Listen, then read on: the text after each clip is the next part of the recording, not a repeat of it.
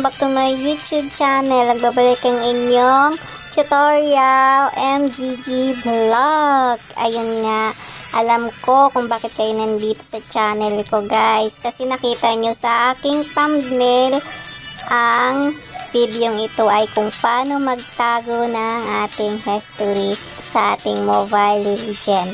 Ayan, may nagtatanong kasi guys sa akin, bakit daw po na hindi nila makita yung aking mga history sa laban.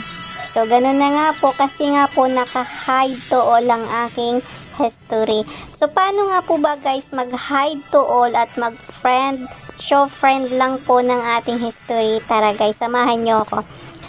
I-click ko po muna yung aking profile. Papakita ko lang po sa inyo yung aking history, guys. So, may mga laban ako ngayon na po ako ngayon na defeat. So, ayan, kaya medyo minsan nakakahiya pong makita ng ating mga stalker na defeat yung ating mga laban. So, kaya ang gagawin natin is i-hide to all natin yan, guys. Hindi na nila makikita ang ating history. Kaya, ayan, back tayo. Punta tayo sa ating settings. Ayan. Sa ating settings po, may makikita ka sa babang privacy. Ayan, sa privacy guys, kung napapansin nyo, naka-hide to all po ang aking history.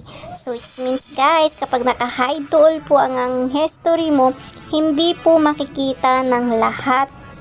Kahit po mga stalker mo, hindi makikita ang iyong history sa laban. So, kapag pinarents mo yan guys, kaibigan mo lang sa Mobile Legend ang hindi makakakita ng iyong history. Pero yung mga stalker mo ay makikita niya po ang mga history mo.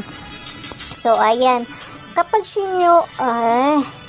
na-show all natin yan guys, kapag kinilik natin tong all, it means makikita na po ng lahat ang iyong mga history sa laban.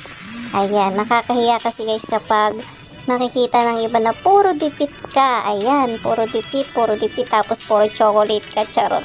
So, yun nga guys, sa mga gustong mag-hide ng inyong video, sa mga gusto pong hindi makita ang mga history nyo guys, ito na po yung tamang video para sa inyo.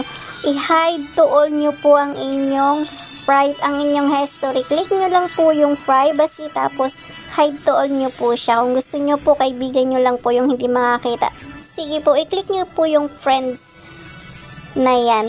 So yun na nga guys. Kung nag-enjoy po kayo sa aking tutorial at sa video ito, please guys, subscribe and hit notification bell para ma-update pa kayo sa mga susunod na video guys. Yun po ay kung nag-enjoy kayo guys, free na free po ang pag-subscribe sa aking YouTube channel. Samahan nyo na rin guys ng comment and share. Ayan, sana nag-enjoy kayo guys. Hanggang dito na lang po yung aking video. Maraming salamat guys. God bless po. Bye-bye.